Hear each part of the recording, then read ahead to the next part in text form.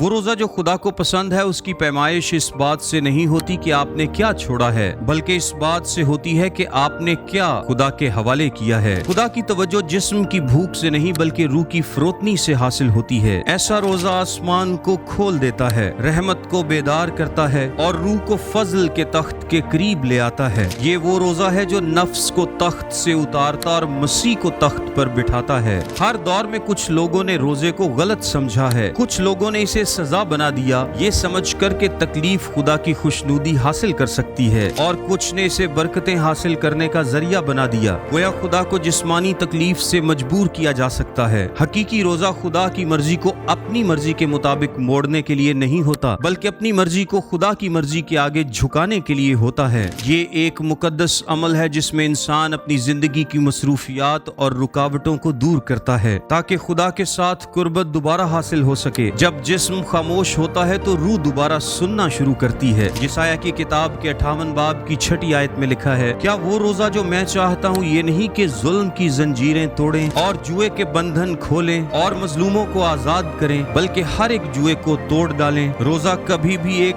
खाली मजहबी रस्म नहीं था, बल्कि खुदा के दिल के साथ हम आहंगी का ऐलान था। जब रोजा खुद गर्जी बन जाता है तो उसकी खुशबू खुदा के तख्त तक नहीं पहुंचती, लेकिन जब रोजा बेगर्ज हो जाता है, जब दिल इनाम नहीं बल्कि रिश्ता तलाश करता है, तब आसमान करीब आ जाता है।